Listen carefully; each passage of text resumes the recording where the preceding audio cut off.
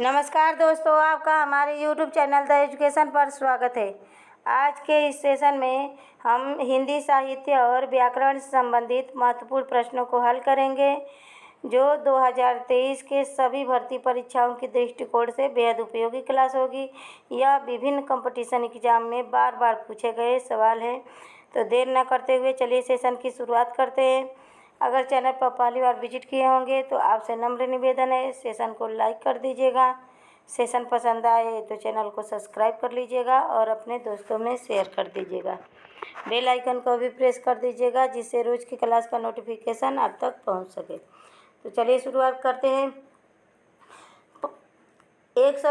कल हमने 100 प्रश्नों तक किया था, लगभग 100 प्रश्न, और आज के सेशन में 250 प्रश्न तक हल करेंगे। 101 से 250 तक प्रश्नों को हल करेंगे। लगभग 150 प्रश्न इस सेशन में शामिल है।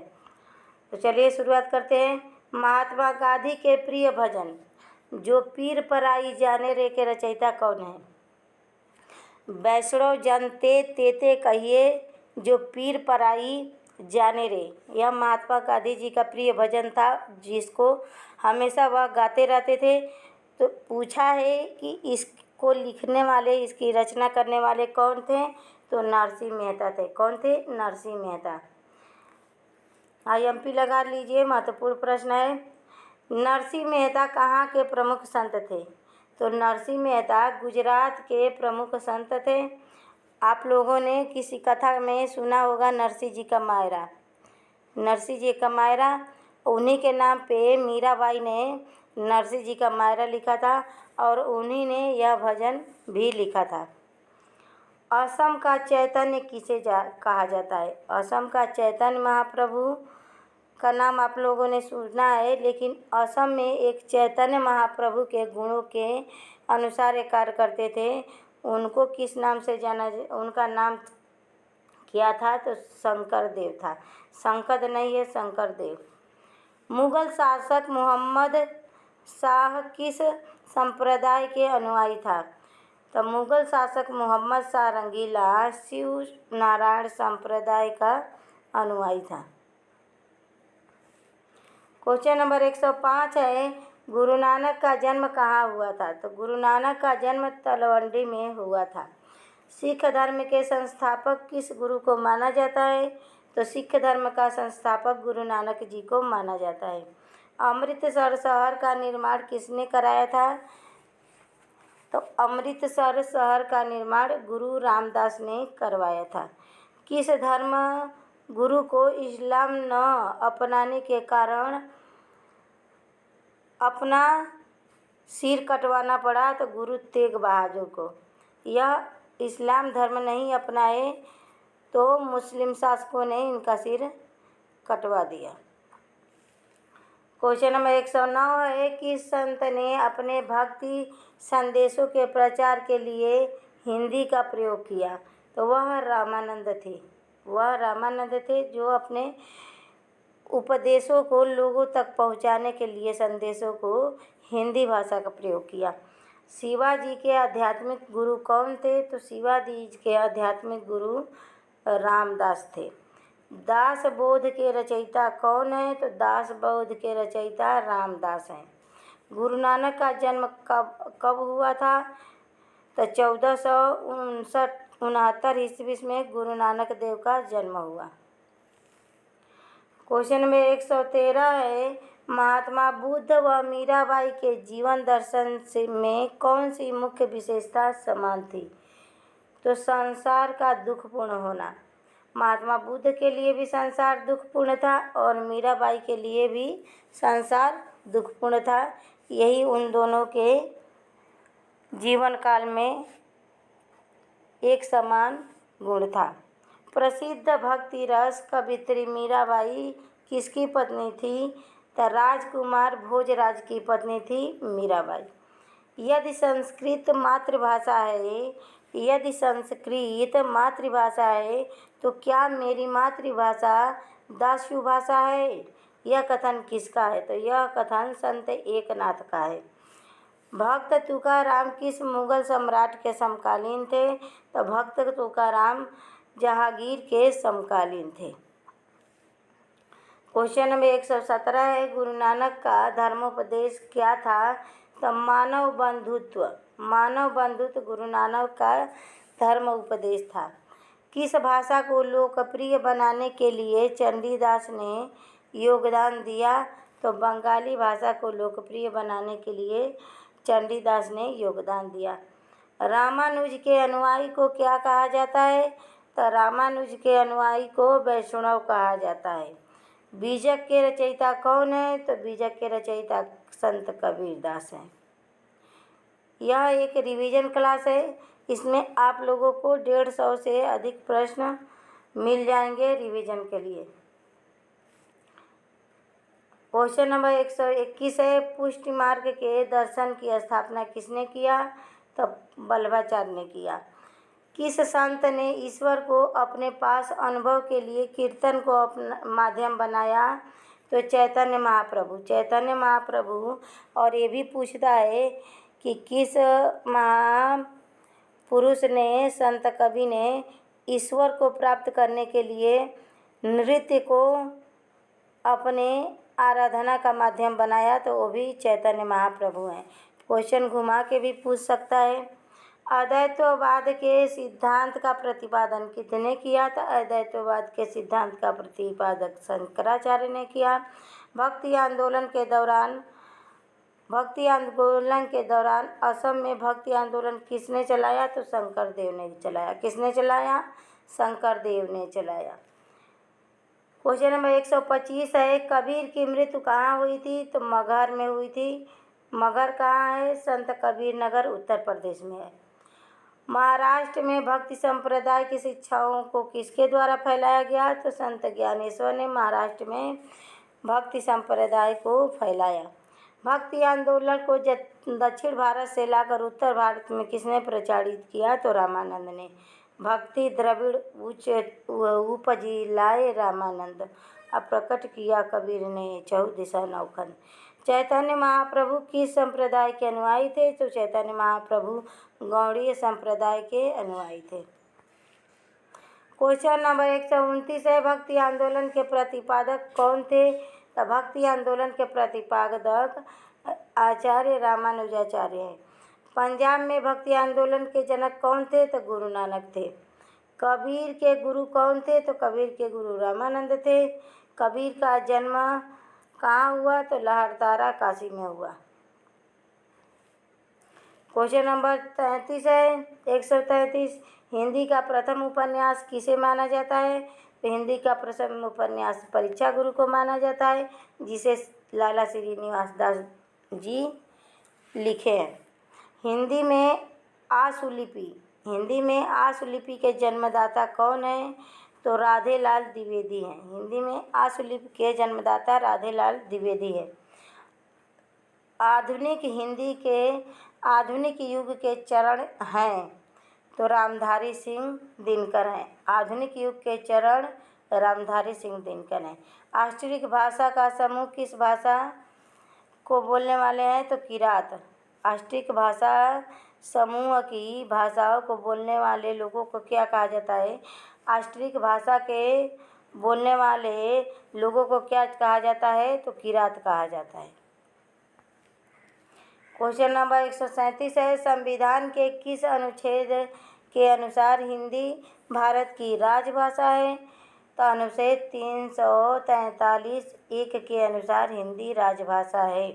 हिंदी भाषा का प्रथम महाकाव्य किसे कहा जाता है? तो पृथ्वीराज रासो को हिंदी का प्रथम महाकाव्य कहा जाता है और चंद्रवरदाई इसके रचनाकार है। बांगरू बोली किस भाषा से निकट संबंध है? तो खड़ी बोली को बांगरू भी कहा जाता है। हिंदी के सर्वप्रथम गीत लेखक कौन है? तो विद्यापति हैं। हिंदी खड़ी बोली के जन्मदाता हैं भारतेंदु हरिश्चंद्र।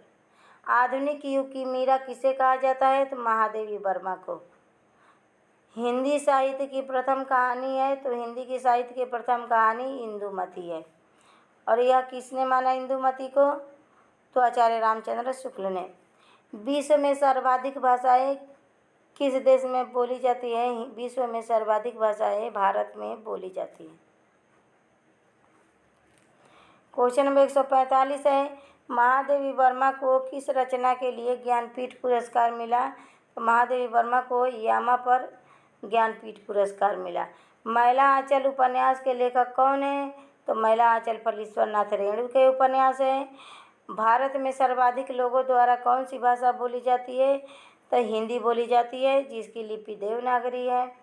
मध्य प्रदेश के किस जिले में देश के प्रथम हिंदी साक्षर जिला घोषित किया गया? तो वह नरसिंहपुर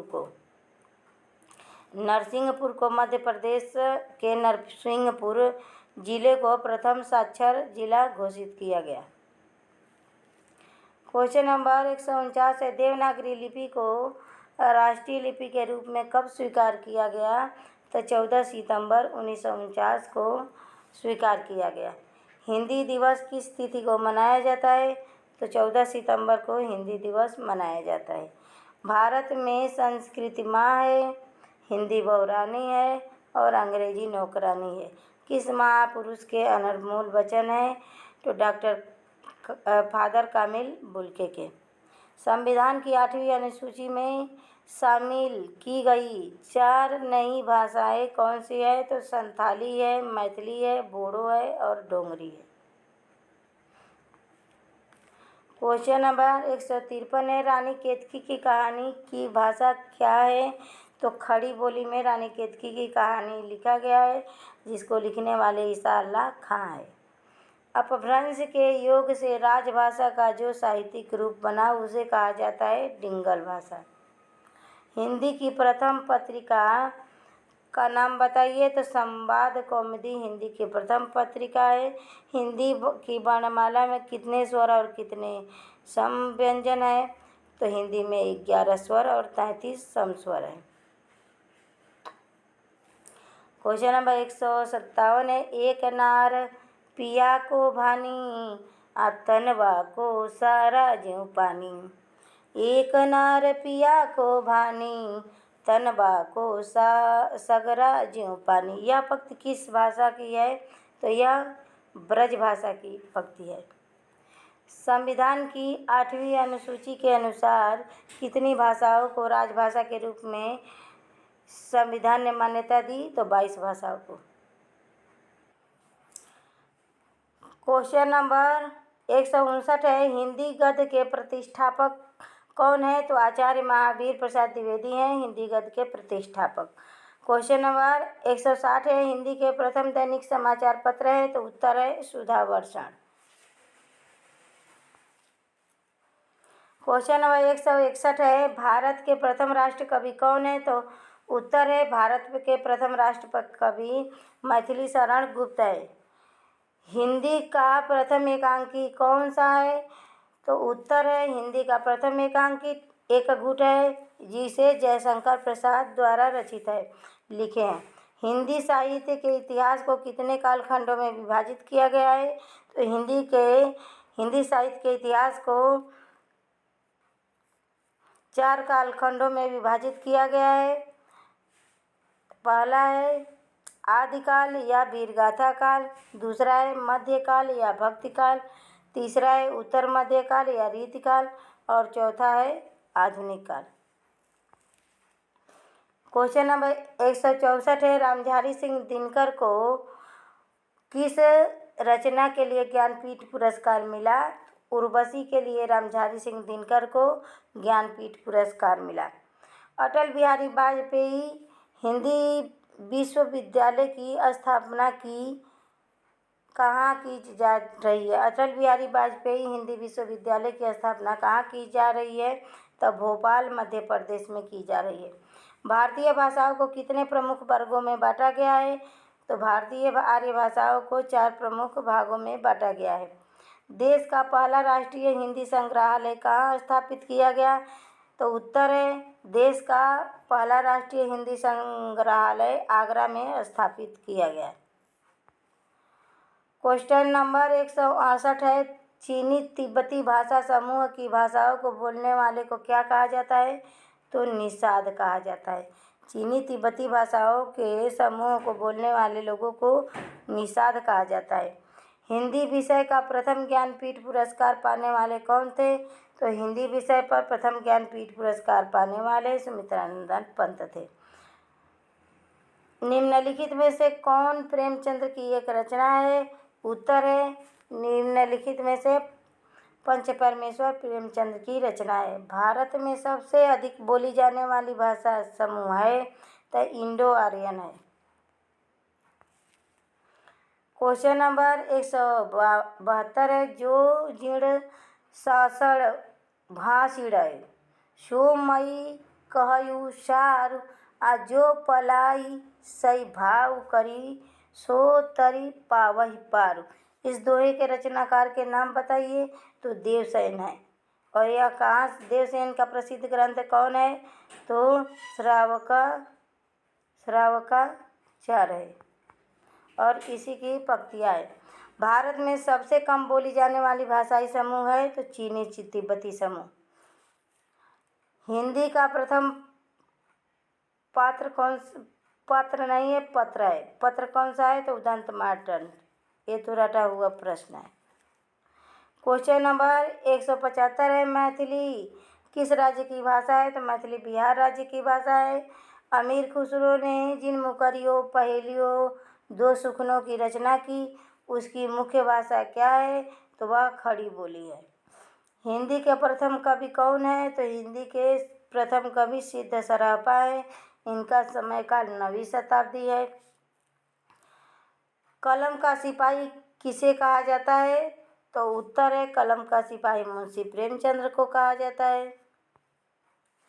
क्वेश्चन नंबर 179 है, आचार्य हजारी प्रसाद द्विवेदी के उस इतिहास ग्रंथ का नाम बताइए जिसमें मात्र आदिकालीन हिंदी साहित्य संबंधी सामग्री संग्रहित है। तो वह है हिंदी साहित्य का आदिकाल हजारी प्रसाद द्विवेदी द्वारा रचित। क्वेश्चन नंबर 180 है, आचार्य रामचंद्र शुक्ल ने त्रिवेणी में किन 3 महाकवियों की समीक्षाएं प्रस्तुत की है? तो उत्तर है आचार्य रामचंद्र शुक्ल ने त्रिवेणी में सूर, तुलसी, जायसी 3 महाकवियों को की समीक्षाएं प्रस्तुत की है। उन्होंने कबीरदास को बाइकाट कर दिया। देवताओं की लिपि किसे कहा जाता है? तो देवनागरी लिपि को देवताओं की लिपि कहा जाता है। क्वेश्चन नंबर 182 है, निरुत्तर शब्द का शुद्ध संधि विच्छेद है तो निय धन उत्तर निरुत्तर और इसमें विसर्ग संधि है। इसमें क्या है? विसर्ग संधि है। डोंगरी भाषा का मुख्य रूप कहाँ बोली जाती है? तो जम्मू कश्मीर में डोंगरी भाषा बोली जाती है।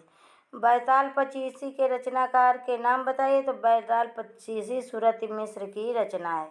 दोहा कोश के रचयिता कौन है? तो दोहा कोश के रचयिता उत्तर है सरापा। क्वेश्चन नंबर 186, आचार्य रामचंद्र शुक्ल ने किन 2 प्रमुख तथ्यों को ध्यान में रखकर हिंदी साहित्य के इतिहास को कालखंडों के नामकरण किया? तो ग्रंथों की प्रचुरता एवं ग्रंथों की प्रसिद्धि। ग्रंथों की प्रचुरता और ग्रंथों की प्रसिद्धि के आधार पर आचार्य रामचंद्र शुक्ल ने कालखंडों के नामकरण किया। वीरों का कैसा हो बसंत कविता के रचयिता कौन है? तो उत्तर है सुभद्रा कुमारी चौहान इस कविता के रचयिता हैं। इनमें से किस नाटककार ने अपने नाटकों के लिए रंगमंच को अति महत्वपूर्ण नहीं माना? तो वह उत्तर है जयशंकर प्रसाद। जयशंकर प्रसाद ने कहा नाटक के लिए रंगमंच के लिए नाटक नहीं, नाटक के लिए रंगमंच होना चाहिए। क्वेश्चन नंबर 189 है, मनुष्यत्व की सामान्य भावना को आगे करके निम्न श्रेणी की जनता को आत्मगौरव का भाव जगाने वाले सर्वश्रेष्ठ कवि कौन है? तो वह है संत कबीर। उत्तर है संत कबीर। लहरें व्योम चूमती उठती चपलाए असंख्य नाचती पंक्ति जयशंकर प्रसाद के किस रचना से लिया गया है? तो वह है कामायनी। उत्तर है कामायनी। बिहारी किस राजा के दरबारी कवि थे? तो जयपुर नरेश जय सिंह के दरबारी कवि थे बिहारी। क्वेश्चन नंबर 92 है। जो अपनी जान खपाते हैं उनका हक उन लोगों से ज़्यादा है जो केवल रुपया लगाते हैं। यह कथन गोदान के किस पात्र द्वारा कहा गया है? तो उत्तर है, यह कथन गोदान के महतो द्वारा कहा गया है। हिंदी साहित्य के इतिहास के सर्वप्रथम लेखक का नाम बताइए? तो वो हैं गारसा दत्त साहसी, और इनके ग्रंथ का नाम है इतवार द लिटरेचर हिंदी हिंदुस्तानी, जो फ्रेंच भाषा में लिखा गया है। आंसू काव्य के रचयिता कौन है? तो आंसू काव्य के रचयिता उत्तर है जयशंकर प्रसाद। Question number 195। त्रिपुरा की राजभाषा क्या है? तो बांग्ला है। त्रिपुरा की राजभाषा बांग्ला है। निम्नलिखित में से कौन सा एक व्यंग्य लेखक है? तो हरिशंकर परसाई एक व्यंग्य लेखक हैं। व्यवस्था प्रियता और विद्रोह का विलक्षण संयोग किस प्रयोगवादी कवि में सबसे अधिक मिलता है? तो वो है, उत्तर है अज्ञेय में सच्चिदानंद हीरानंद बादशाहन अज्ञेय। प्रेम सागर के रचनाकार कौन है? तो उत्तर है प्रेम सागर के रचनाकार लल्लू लाल है। क्वेश्चन नंबर 99 है। हिंदी साहित्य में हालावाद के प्रवर्तक का नाम बताइए? तो हिंदी साहित्य में हालावाद के प्रवर्तक हरिवंश राय बच्चन को कहा जाता है। आचार्य रामचंद्र शुक्ल के अनुसार इनमें से एक ऐसा कवि है जिसका वियोग वर्णन के लिए ही पर्याप्त है, परिस्थिति के अनुरोध से नहीं। तो उत्तर है कबीरदास। निशा निमंत्रण के रचनाकार कौन है? तो निशा निमंत्रण के रचनाकार हरिवंश राय बच्चन है। हिंदी साहित्य का अतीत भाग 1 के लेखक कौन है? तो हिंदी साहित्य अतीत के भाग 1 के लेखक विश्वनाथ प्रसाद मिश्र हैं। क्वेश्चन नंबर 203 है। नवक का दरोगा कहानी के लेखक हैं मुंशी प्रेमचंद्र। प्रभात फेरी काव्य के रचनाकार कौन है? तो उत्तर है प्रभात फेरी काव्य के रचनाकार नरेंद्र शर्मा है। प्रेम लक्षणा भक्ति को किस भक्ति शाखा ने अपनी साधना का मुख्य आधार बनाया? तो वह कृष्ण भक्ति शाखा ने प्रेम भक्ति को अपना मुख्य आधार बनाया। हरिश्चंद्री हिंदी शब्द का प्रयोग किस इतिहासकार ने अपने इतिहास ग्रंथ में किया? तो वह है आचार्य रामचंद्र शुक्ल। 207 है। इनमें से किस आलोचक ने अपना कौन सा आलोचना ग्रंथ लिखकर हिंदी के स्नातकोत्तर कक्षाओं में पाठ्यक्रम में आलोचना के अभाव को पूरा करने में सर्वप्रथम सफल प्रयास किया? तो वह है, उत्तर है श्याम सुंदर दास, और इनके ग्रंथ का नाम है साहित्यालोचन। आंध्र प्रदेश की राजकीय भाषा क्या है? तो उत्तर है आंध्र प्रदेश की राजकीय भाषा तेलुगु है। रामचरितमानस में प्रधान रस किस रूप में है? तो भक्ति रस। क्वेश्चन नंबर 210 है। भारत का शेक्सपियर किसे कहा जाता है? तो भारत का शेक्सपियर कालिदास को कहा जाता है। साहित्यकार अज्ञेय जी का पूरा नाम बताइए? तो सच्चिदानंद हीरानंद बादशाहन अज्ञेय। अतीत के चलचित्र के रचयिता कौन है? तो उत्तर है अतीत के चलचित्र महादेवी वर्मा द्वारा लिखा गया है। पवित्रता की माप मलिनता सुंदरता अलौकिक है, दुख पुण्य की कसौटी है। पाप देखिए, पवित्रता की माप है मलिनता, सुख का आलोचक है दुख, पुण्य की कसौटी है पाप। यह कथन स्कंदगुप्त नाटक के किस पात्र द्वारा कहा गया है? तो देवसेना द्वारा कहा गया है। स्कंदगुप्त के रचयिता जयशंकर प्रसाद हैं। क्वेश्चन नंबर 214 है। जब उपमेय और उपमान में भिन्नता होने पर समानता स्थापित की जाती है, वहाँ अलंकार उपमा अलंकार होता है।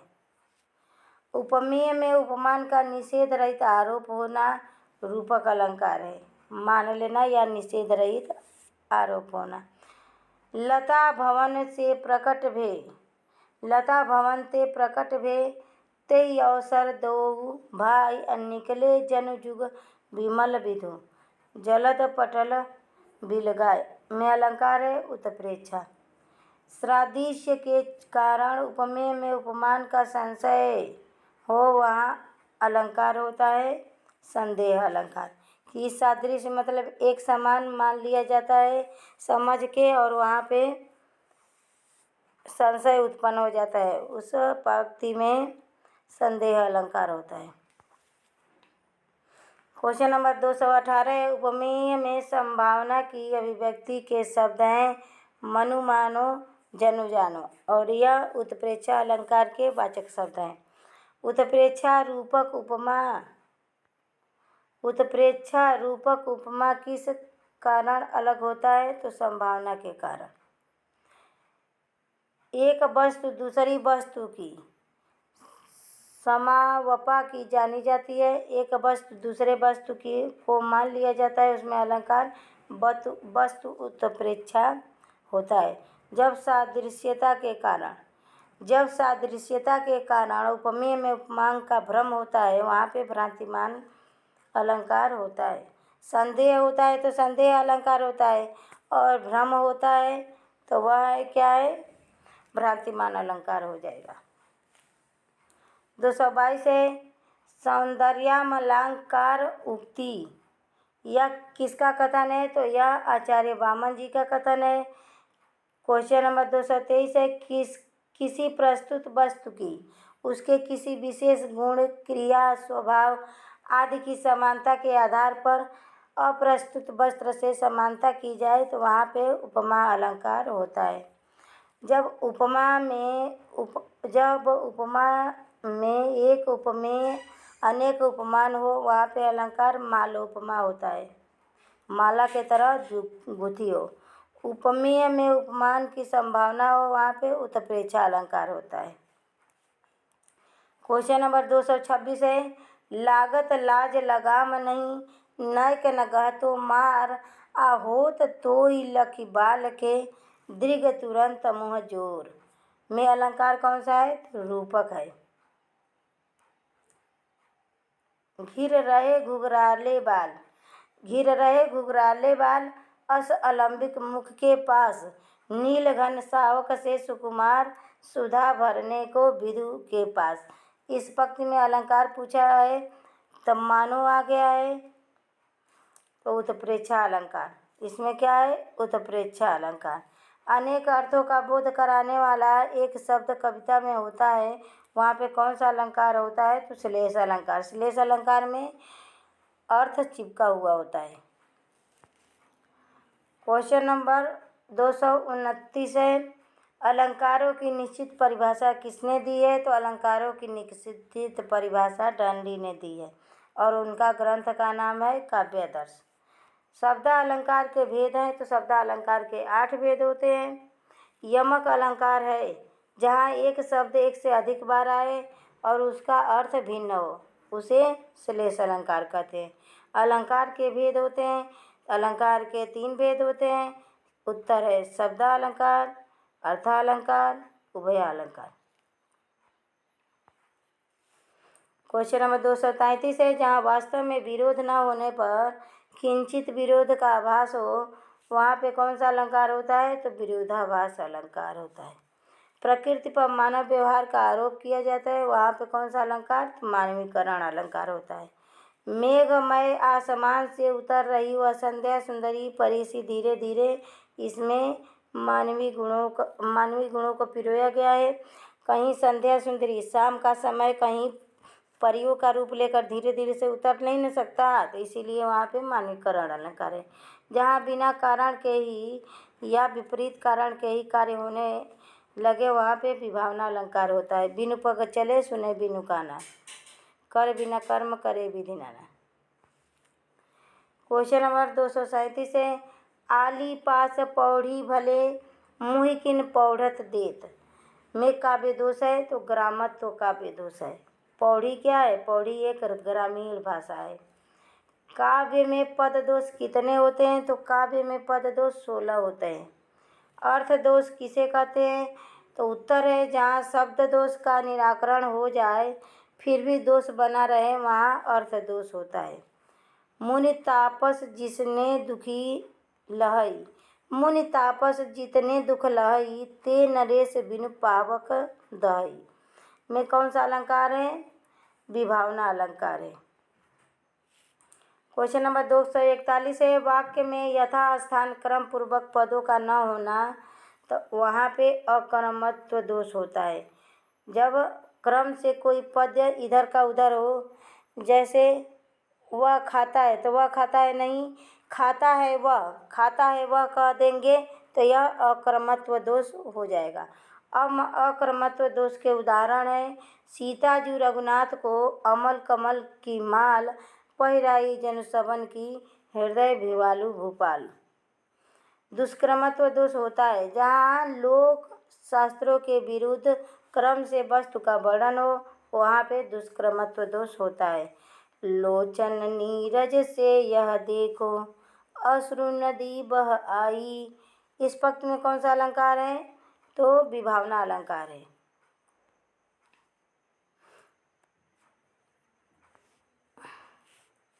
क्वेश्चन नंबर 245 है, श्रुति कटुत्व दोष किस वर्ग में आता है? तो श्रुति कटुत्व दोष शब्द दोष के वर्ग में आता है। काव्य में लोक व्यवहार में प्रयुक्त शब्दों का प्रयोग दोष है, तो यह ग्रामत्व दोष है। काव्य में लोक व्यवहार शब्दों का प्रयोग। शब्द का अर्थ बड़ी खींचातान करने पर समझ में आए, वहाँ पे क्लिष्टत्व दोष होता है। जहाँ पे बहुत मुश्किल से किसी काव्य में अर्थ निकाला जाए, वहाँ पे क्लिष्टत्व दोष होता है। वेद नखत ग्रह जोरी अरध करी, सोई देत हम खाए। इस पक्ष में कौन सा दोष है? तो क्लिष्टत्व देत है। देखिए, 4 वेद, 9 ग्रह, 21 नक्षत्र, 22 नक्षत्र, इतने जोड़कर तो 40 हो गए, और इसको आधा करेंगे तो 20 हो जाएगा। इसी को हम खाते हैं, गोपियाँ कह रही हैं उद्धव को। तो यहाँ पे इतने घेर घमाटा करके अर्थ निकला है, तो वहाँ पे क्या है? क्लिष्टत्व दोष है। क्वेश्चन नंबर 249 है, महाकाव्य में खंड या सर्ग होते हैं। तो महाकाव्य में खंड या सर्ग होते हैं 8 और 8 से अधिक। महाकाव्य में 8 से अधिक या 8 तक सर्ग या खंड होते हैं, उस ग्रंथ को महाकाव्य की श्रेणी में रखा जाता है। क्वेश्चन नंबर 250 है, प्रबंध काव्य वनस्थली है तो मुक्तक काव्य गुलदस्ता है। यह उक्ति किसकी है? तो यह उक्ति आचार्य रामचंद्र शुक्ल ने कहा था। तो आज का यह सेशन यहीं समाप्त होता है। सेशन पसंद आए तो प्लीज़ चैनल को सब्सक्राइब कीजिएगा, लाइक कीजिएगा, शेयर कीजिएगा। यह क्वेश्चन अगर आपके उपयोगी लगे तो प्लीज़ चैनल को सब्सक्राइब कीजिएगा। तो नमस्कार दोस्तों, धन्यवाद।